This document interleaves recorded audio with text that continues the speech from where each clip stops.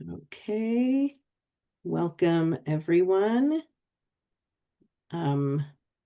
Just give us 1 second to.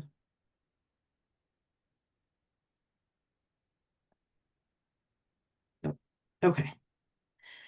Welcome everyone. My name is Rabbi Daphne Lazar-Price. I'm the executive director of JOFA, the Jewish Orthodox Feminist Alliance. And it is my privilege and my pleasure to welcome Dr. Sylvia Barack Fishman as our guest speaker today. And to welcome all of you to join us for this really important and timely conversation. Dr. Sylvia I'm sorry, Dr. Fishman. I have been thinking about this book. I've kind of had like a rear view seat on the development of this book. And it's really exciting for us to be able to share the sneak preview of her research about how Jewish women have risen as powerful leaders, guiding and transforming Jewish life in the wake of October 7. I also want us to consider this to be part of our pre-conference programming for the JOFA conference, which is coming up on December 7th in New York City. I encourage you to register. For those of you who are here on this webinar and who will come to the conference, you will receive a piece of swag at the conference. But for now, we're so excited that you're here. A word about Dr. Fishman. She is the Joseph and Esther Foster Professor of Judaic Studies.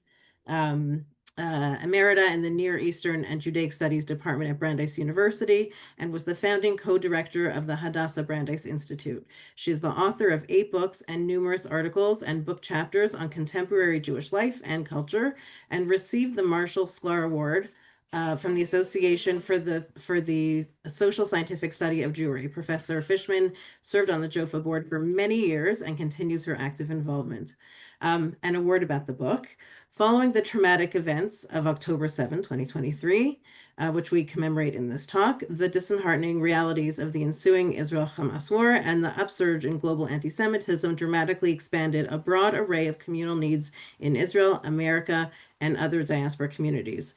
Dr. Fishman shares new information about the Jewish women who stepped up to leadership roles in unprecedented numbers. She shows how and why Jewish women leaders are making a profound difference in Jewish life today as lawyers, physicians, journalists, organizational executives, political leaders, public activists and influencers, rabbis and educators, musicians, writers, poets, and artists. Her research on these leaders and their work, based on in-depth conversations and soon to be published as a book, analyzes the reasons for and the impact of expanded Jewish women's leadership now and in the future. And without further ado, I'm going to hand this off to Dr. Fishman. Thank you so much, Daphne. The women leaders in this book, which also includes Daphne, include many, many different kinds of careers. This afternoon, what I'm going to share with you is a few examples of these many women leaders, how they fought back, how they accomplished what they wanted to. We'll begin where the story begins in southern Israel on October 7th with the first section of the book, which focuses on Israel. As many of you know, life in Israel is unique for several ways, and one of them is the importance of service in the IDF, the Israel Defense Forces, for both men and women. The IDF strongly affects the personal identity of Israelis, and for many Israeli Jews, partially as a result of their service in the IDF, Jewishness, personhood, and patriotism forms an interwoven fabric. At the same time, the IDF is regarded by many Israelis as an intensely male, hierarchical environment. Women and women's observations and opinions are sometimes given short shrift.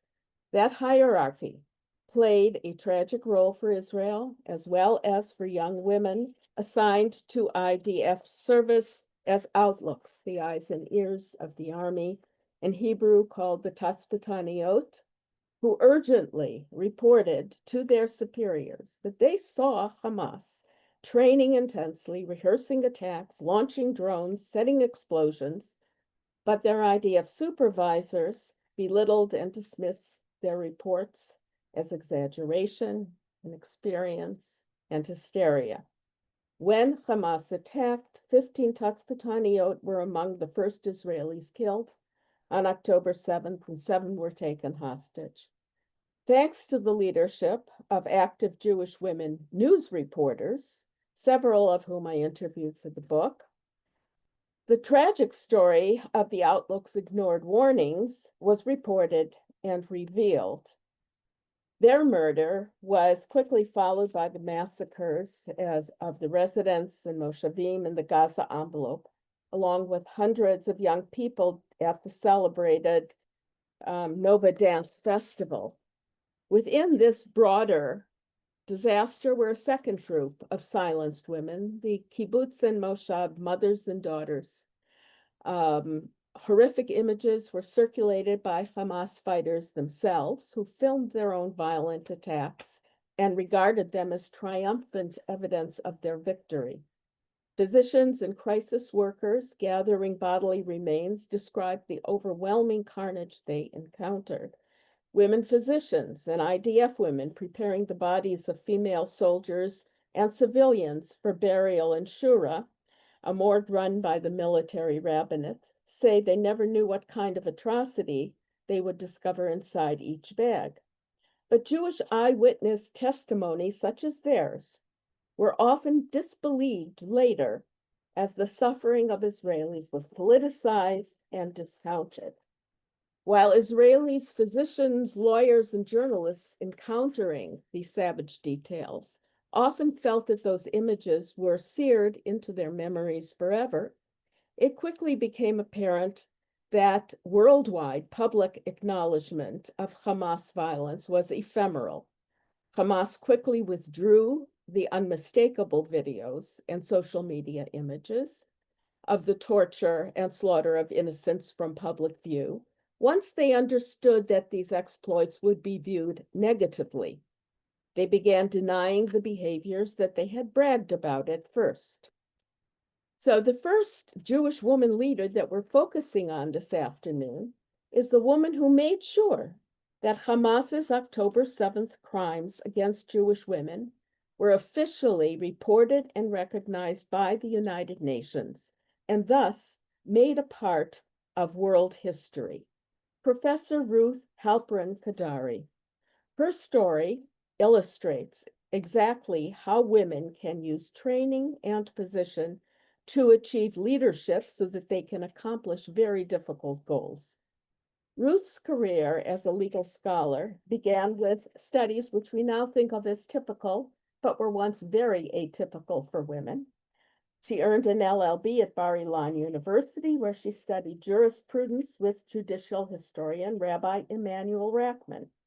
Then she earned an LLM and Doctor of Judicial Science at Yale University. And then she was awarded a professorship of law at Bar-Ilan University. But 1 year before Ruth's sabbatical, Israel's Ministry of Foreign Affairs and Ministry of Justice approached her with an unusual request.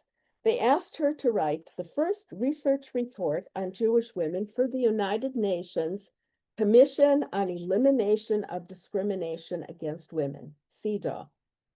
In terms of Ruth's own expected academic career advancement, the smart path would have been to say no to the Israeli government's request, and instead to do the conventional road to pursue a postdoc and write an article for peer-reviewed journals during her sabbatical. But Ruth remembers that the topic sounded too good to pass up, too interesting. After a year of very hard research, Ruth discovered this was what I wanted to do with my life, to use being in academia to do things that society needs to have done. Ruth says today we would term this activist or impact academia. When the time came for her to submit her report to the Israeli government, she remembers vividly, I had this urge to translate knowledge into action. The Ministry of Justice then asked Ruth to be part of the official Israeli group presenting the report to CEDAW, which opened the door for Ruth to be part of that larger world. 1 year after that, Rabbi Rachman asked Ruth to head up a new Israeli enterprise, a center to advance women's rights, especially their legal rights within Judaism, including the long intractable problem of agunot, women trapped in marriage although they seek divorce. She recalls, I was still fairly early on in my career. It was risky for me to deflect my time and energy on this new project. Some of my trusted colleagues strongly advised me not to accept the position, but she didn't listen to them. And in 2001, Ruth Halpern Kadari became the founding academic director of the Ruth and Emanuel Rachman Center for the Advancement of the Status of Women, a position she has held for more than 25 years. She worked with the UN for years as well. She was a member of CEDAW from 2006 to 2018 and served for a time as vice chair. It took me a lot longer to achieve my academic promotions, she laughs, but she forged professional connections and became an internationally recognized expert on Israeli women and family law. Thus, in the immediate wake of October 7th, she was ideally placed for leadership to spearhead interactions in the UN in partnership with a group of other Israeli women leaders who insisted that Jewish women's voices be documented for history. Ruth had always regarded her Israeli work on behalf of Agunot and her work on behalf of worldwide women's rights as interwoven. But she discovered that her colleagues at the UN and in countries around the world did not share her outrage at the sexual violence inflicted on Israeli women. She, along with other lawyers and physicians whose stories are featured in this book, quickly discovered that their global feminist colleagues were not empathetic to Israeli women victims of Hamas's sexual savagery. Many United Nations delegates and many in the international community of feminists denied or trivialized the suffering of Israeli women and families. Ruth remembers, never did I imagine that when faced with such undeniable atrocities, unprecedented, premeditated, and extreme cruelty, that CEDAW would refuse not only to condemn Hamas's actions, but even to acknowledge them. In those first few days and weeks after October 7th, Ruth and several colleagues struggled to find a path to take action. She said they used WhatsApp. She said in Israel, when anything new is getting started, it often gets started with a WhatsApp discussion group.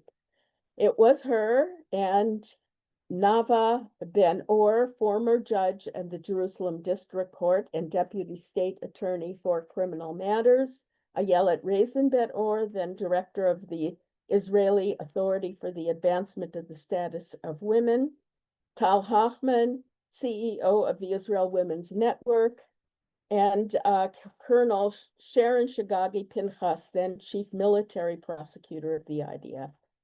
This group formed the core of a new organization called the DINA Project, committed to countering denial and operating under the auspices of the Rachman Center for the Advancement of Women.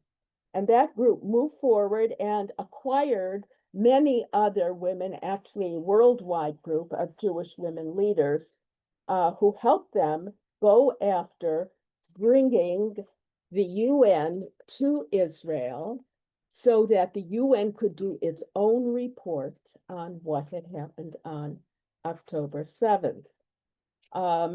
Getting that to happen was a battle of its own within Israel. Some Israeli political right-wingers did not trust the UN to fairly present facts about Israel. Several Israeli left-leaning feminists complained that presenting women as victims should be avoided because it could be destructive to female self-esteem and self-images of strength rather than victimhood. Some families of soldiers killed or seriously wounded in the war felt that an emphasis on women took away from focusing on the suffering of soldiers and their families. Some progressives in Israel felt that the right-wing Netanyahu government would use the grim details to justify harsh actions in Gaza.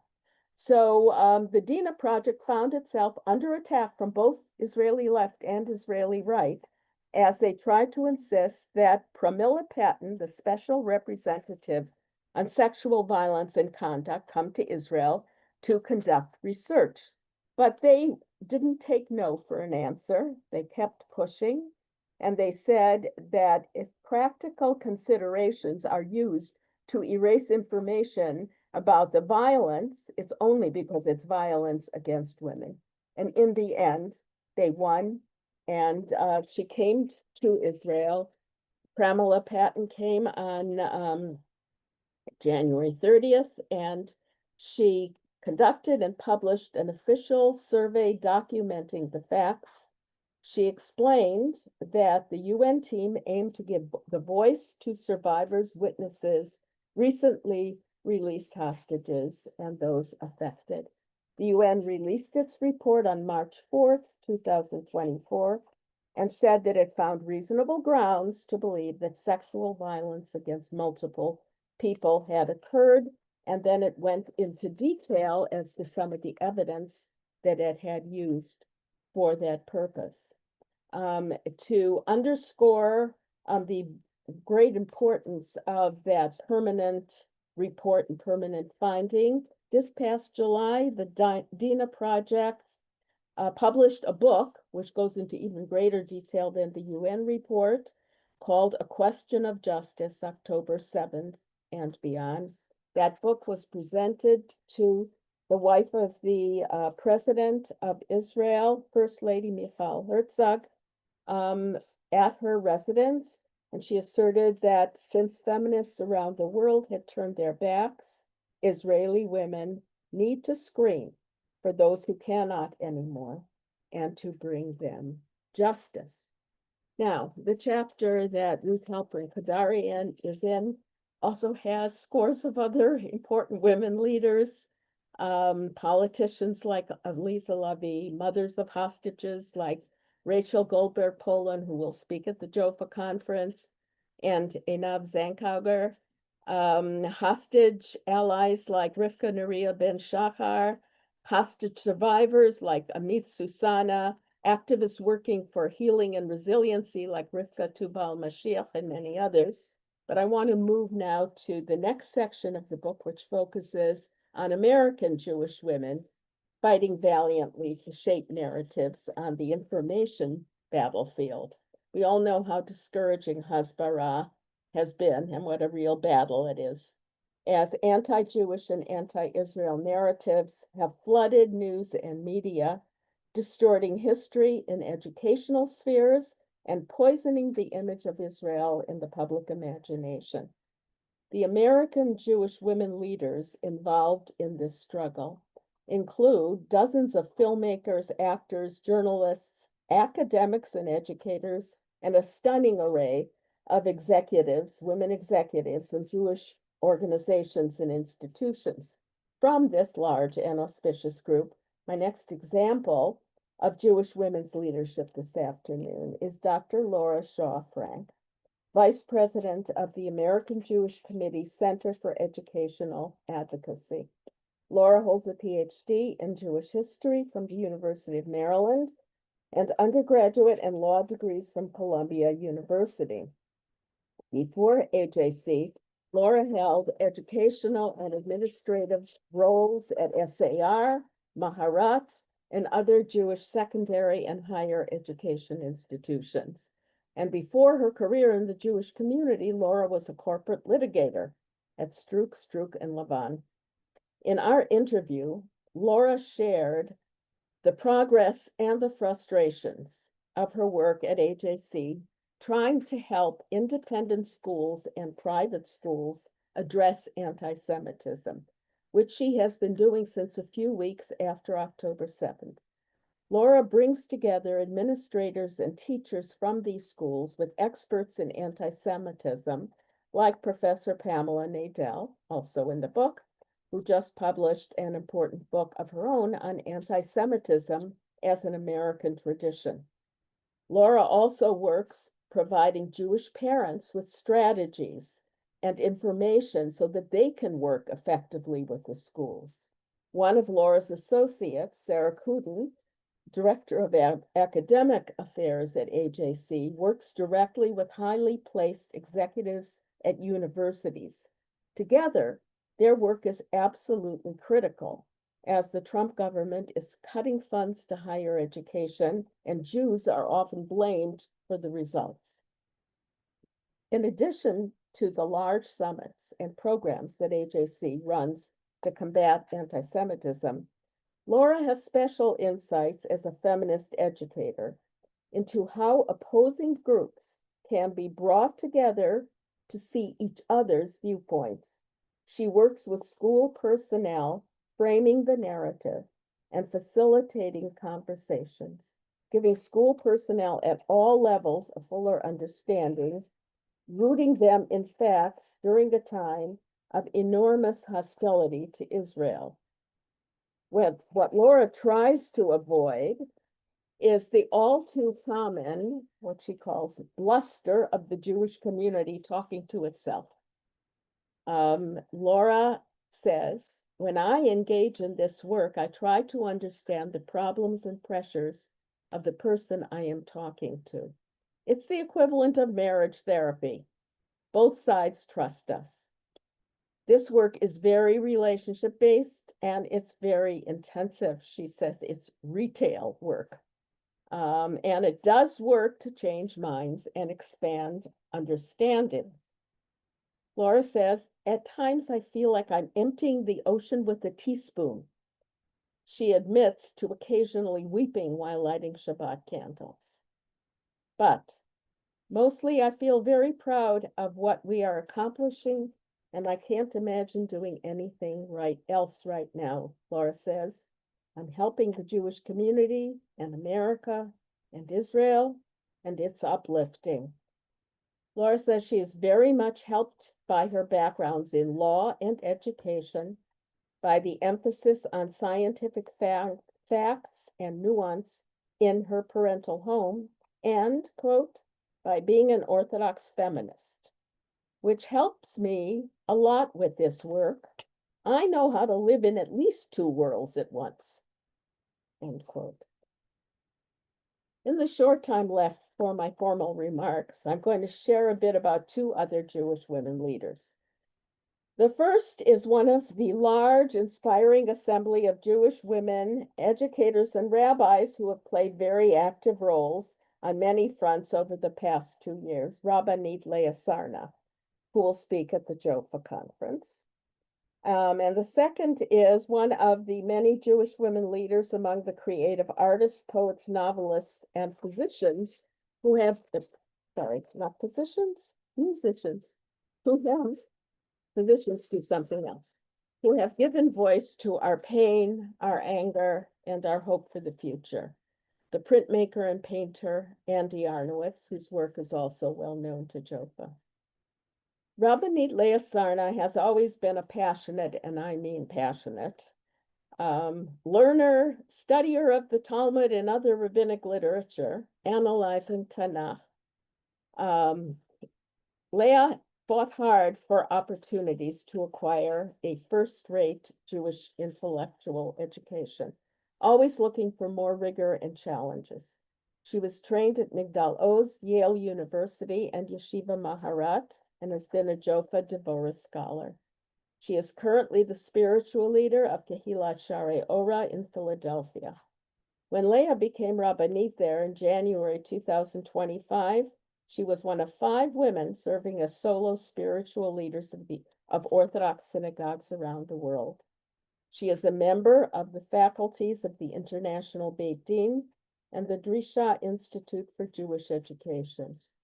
And Leah was in training and didn't find mentors for herself at first. She put together her own group of exceptional women who together guided her professional development. She says she has always wanted to be what she calls a Rabbi Riskin rabbi. That is, to serve pastoral duties, public speaking, community organizing, executive functioning, and removing roadblocks. She has purposefully tried on many roles. Leah Sarna is the opposite of an ivory tower intellectual. She is passionate about Jewish peoplehood. She is passionate about the role of women in Jewish religious and communal life and in the inner spiritual life of women and how women's spirituality intersects with their physical existential realities. She blends intense idealism with rugged practicality.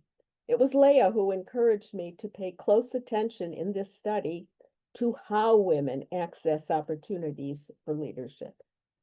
Leah doesn't compartmentalize. She integrates spiritual and physical and emotional and intellectual and religious dimensions. I love a story she tells about her early morning conversation with her toddler. Her son asks her, "Ema, can I please have Cheerios? And also, does God talk to us with words?" Leah's joyous response, "It was for this that the master of the universe created me." Leah writes and speaks and teaches about Judaism with a womb, and she is working on a book about Torah and Halacha related to pregnancy, birth, and the beginning of life. But since October 7th, Leah Sarna has also been an important leader, responding to the ideological isolation of Jewish women in Israel and hatred of Israel. Leah has led counter-protests and support rallies for Israel, for Jewish women, and against anti-Semitism. We mobilized to come together immediately, she remembers.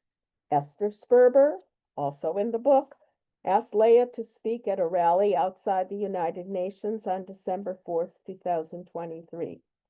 Inside the United Nations, at a special session at the UN called Hear Our Voices, convened by Israel's permanent mission to the United Nations, with the WZO and the National Council of Jewish Women, sought to bring attention to that violence.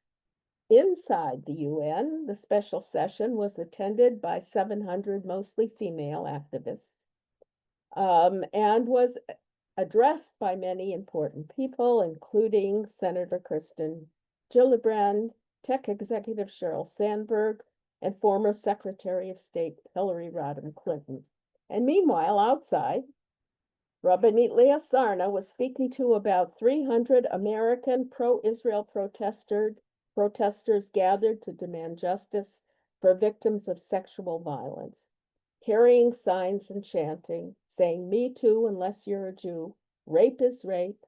Unbearable silence. Unbelievable. Unacceptable. Rapists are not freedom fighters."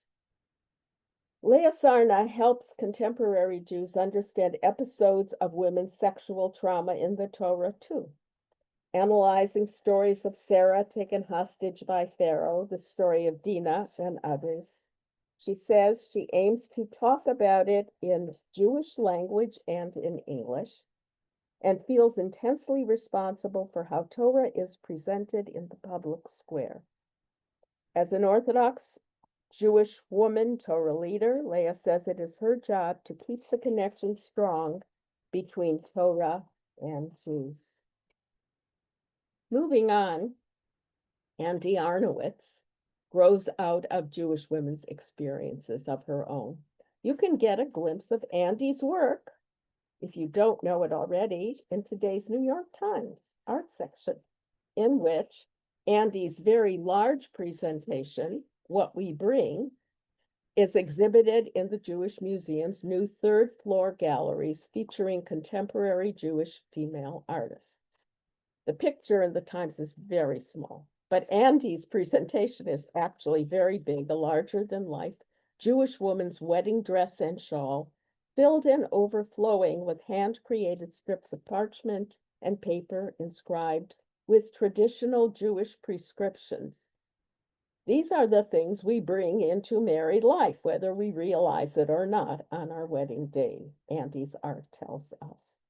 According to the museum director, the horrors of the Hamas-led massacres of October 7th and the ensuing war in Gaza informed the creation of these very new galleries.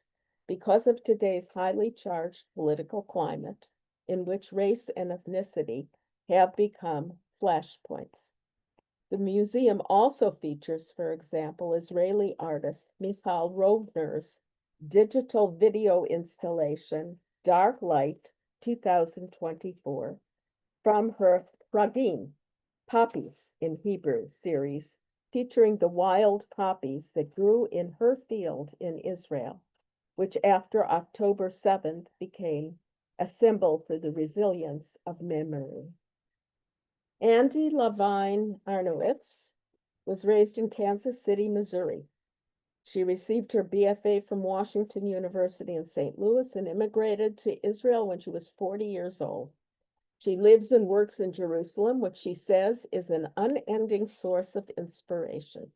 Andy describes herself as a conceptual artist who focuses on the points of tension where politics, religion, and gender meet. She has a special interest in themes of modesty, repression, silencing of female voices, reproductive politics, and religious coercion. She explores these themes within various media: printmaking, etching, silkscreen, artist books, sculpture, and installation. She uses paper, fabrics, and other media to create art, which educates and simultaneously protests aspects of society which she deeply believes are in need of change. The exhibition piece, now in the Jewish Museum, makes use of one of Andy's characteristic artistic strategies. She really likes to inscribe, tear, and roll paper. She also likes using dressmaking, embroidery, needlework, decoupage, and other methods, often classified as women's arts, both because her father and grandmother were in the notions business, and also because, quote, for centuries, women had few means of creative expression, and so many of them poured their talents into the creation of these objects, and she wants to honor these women through her work. After October 7th, Andy traveled through the Israeli-Gaza envelope, painting and commemorating. She created small watercolors of the objects that kibbutz members had left behind on that terrible morning. A little toothbrush and toothpaste tube, interrupted. 2 coffee cups with crumbs on a breakfast table. Children's toys and bib. Heartbreaking little pictures that forced the viewer to confront shocking realities. Andy also became a one-person Israeli information factory, embarking on a laborious and equally heartbreaking, not-so-artistic hasbara task.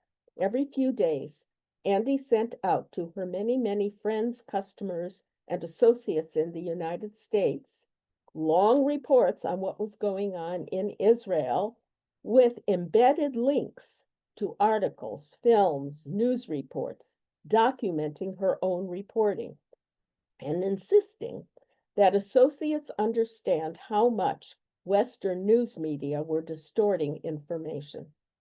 Within those reports, Andy also talked about herself and her family, her several children serving in the IDF, her son-in-law who lost an eye manning a tank in Gaza during the first days of the war, her daughters struggling to take care of babies and toddlers when fathers were absent.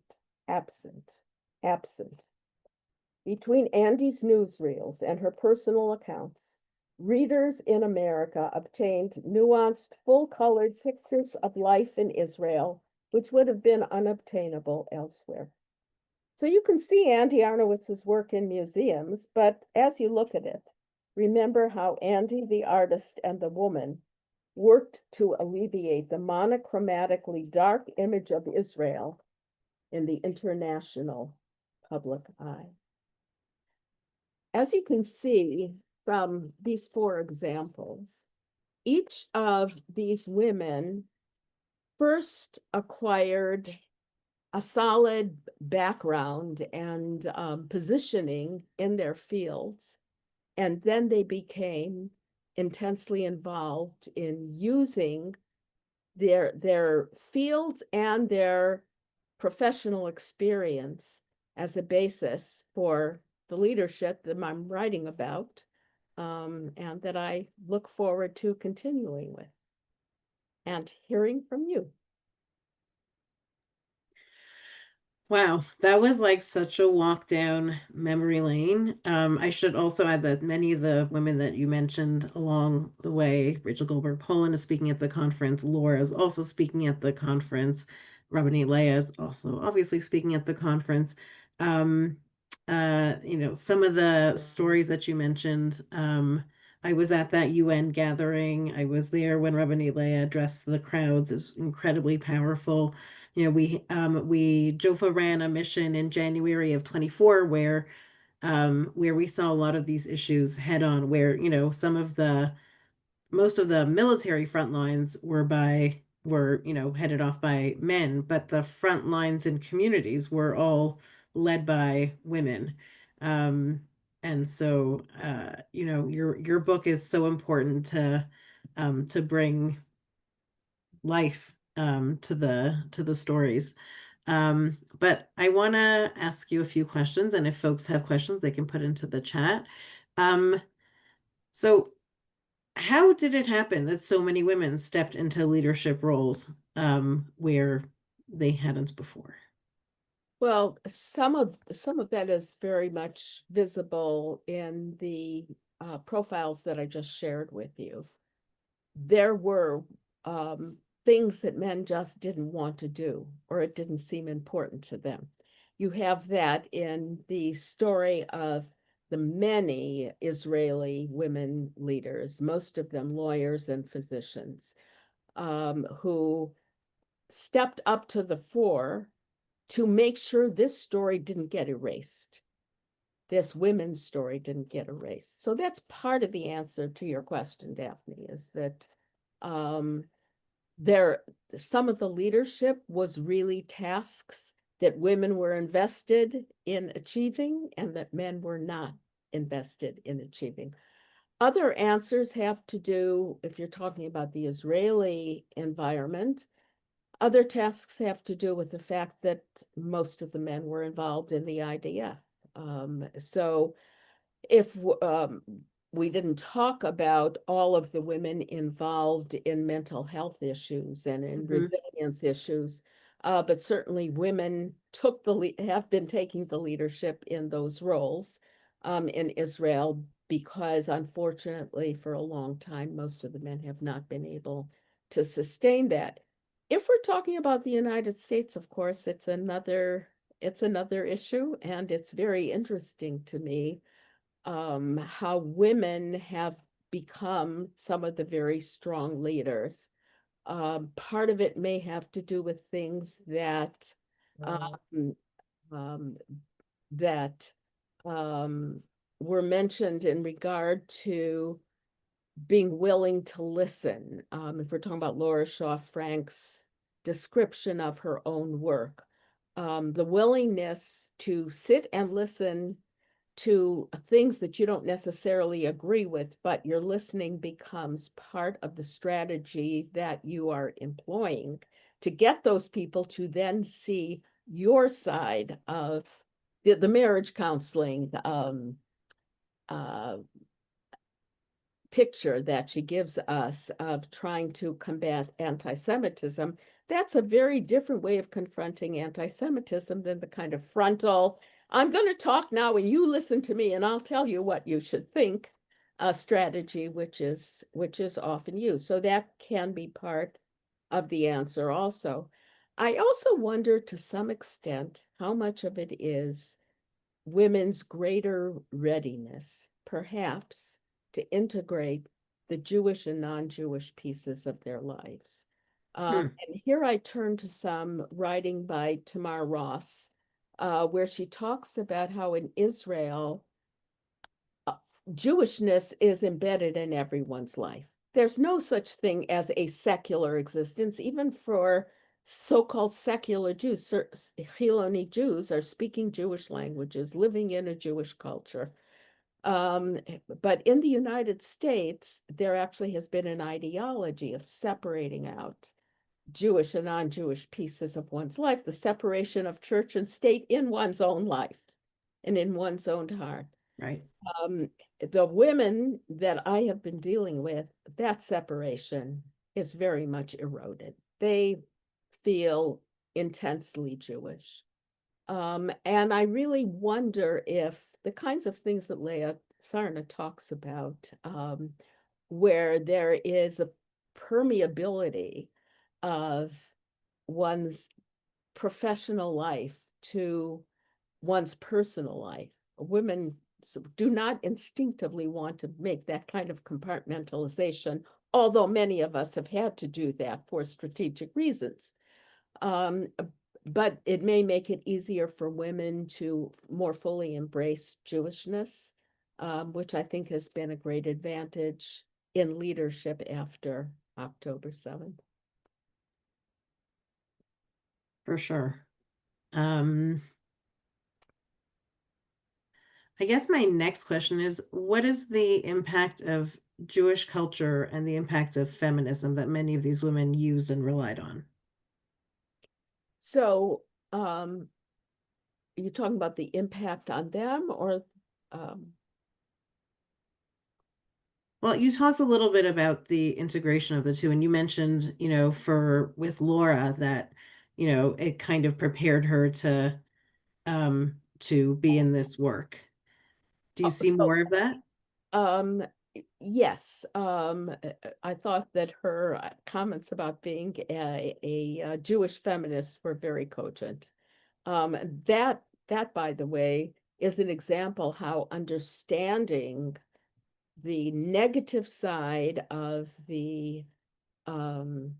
of the separation of church and state can actually be useful. So, in other words, she is able, when she's listening to someone, not to immediately put that person down and tell them how ignorant and wrong their understanding of the situation is. So I do think that this is something that women get used to professionally still, um, that there's a kind of a period of listening and gathering one's thoughts and gathering one's energies and reviewing what are the best ways to respond, that I think especially women who live in diaspora communities have been trained in. And even though it's often experienced as a disadvantage, that being able to do that can be useful as a strategy when dealing with the kind of willed ignorance, I'll use that phrase, that one sees when thinking about Israel and Israel's situation. I'm not talking about Israel's many mistakes. However, I live in the United States of America. Mhm. I look around the world. I see a lot of mistakes everywhere.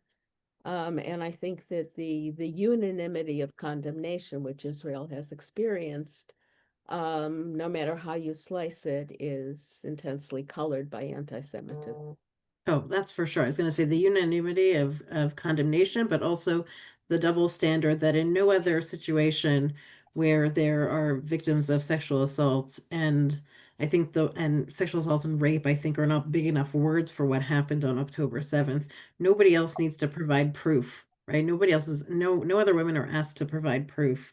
And this double standard here is also, I think, driven by anti-Semitism. Um, so, uh, just to dive back into the book, tell us more about the kinds or categories of women who are included in the book. The first chapter is about the Israel story from October 7th, really going forward until the present time. The last section in that chapter looks at the mothers of hostages as Mhm. leaders, and um, they have different styles, and it's very interesting seeing the different styles that some of them evolve, and also dealing with, as I mentioned earlier, released hostages, some of whom have become leaders, and many of their allies. When we move into the United States, there are many different venues that had Jewish women leaders. So if we're looking at the academic world, which was astonishingly full of anti-Israel, leaning into anti-Jewish invective. We look at the world of the arts, of literature, similar kind of words used to describe Jewish art, Jewish artists, Hollywood. rejecting, yes, Hollywood for sure, but also the high arts, the fine arts, high level literature, rejection of Jews for prizes, rejection of Jews even attending or speaking at prize ceremonies, in each of these areas. So what I do is I try to cover, part of what I want to do in this book is to give a picture of the phenomenon, not just these wonderful individual stories of Jewish women's leadership, but this enormous phenomenon of Jewish women's leadership. You can only really see the forest if you understand how far the trees extend.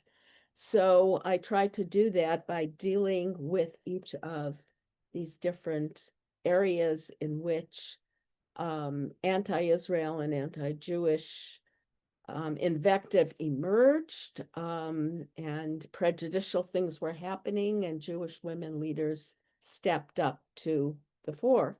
Now, it needs to be said, and you see it very much in the four women that I dealt with this afternoon, needs to be said that this was not a Cinderella story. These women didn't just become leaders because of a magic wand. These women became leaders because of decades of Jewish women and other women being able to acquire the training and the professional advancement that gave them the knowledge and the positioning so that they could become leaders after October 7th. So that's an important part of the picture too, and that's also something which I very much try to illustrate in the book and then to pull through in a discussion of what we learn from all of this. One of the things I often think of is Mordecai's comment to Esther, perhaps for this reason, you were elevated. And if one believes in divine providence, one might say that all these decades of Jewish women's advancement professionally and the resistance that all of us have probably experienced from certain traditional elements of the community that say, I'm not so sure if it's good for the Jews to women, for women to acquire such high levels. But what you see right now is that it was because women have achieved this, that they have been able to step into these roles and are doing irrefutable good for Jewish communities today. Incredible. Is there anything else you want to add before I close this out? I mean, I could go on forever, but I know that people have Yeah. stuff to do. Just that the book is in progress. And what that means is that if you or anyone listening think, boy, I know, think of whichever women you're thinking of, I wonder if she's in the book. It's not too late. So you should feel quite free to email me, to give me ideas for people who belong in this book about Jewish women leaders. And I'd be very excited to get your suggestions. It's fishman@brandeis.edu. Simple. Just one. Simple. I'm so glad that that email follows you forever. Yes. Um, so I want to thank you for taking of your time and sharing all of these women's stories and inviting other people to contribute or volunteer other women's names as well. I also really want to encourage everybody to sign up for the JOFA conference. We're going to be posting the list of speakers, confirmed speakers in the next day or two. But in the meantime, if you're curious, Blue Greenberg, Ann Pava, Rachel Goldberg Polin, John Polin, Abigail Pogrebin, Laura Shaw Frank, Shoshana Keats Jaskell, Barry Dolinger, Anat Sharbat, Leah Sarna, Stacy Aviva Clark, Rivka Hertzfeld, Yafa Epstein, Dasi Fruchter, Dove Linzer, Neshama Karlbach, Ladla Kashdan, and so many more are going to be speaking at the conference, which will take place on Sunday, December 7th in New York City. When you register, you'll get the exact location. If you have any questions about registration, you should please reach out to me, Daphne@jofa.org, DAPHNE@JOFA.org. And that's it for now. Thank you so much, Dr. Fishman, again. And thank you, everybody, for joining us.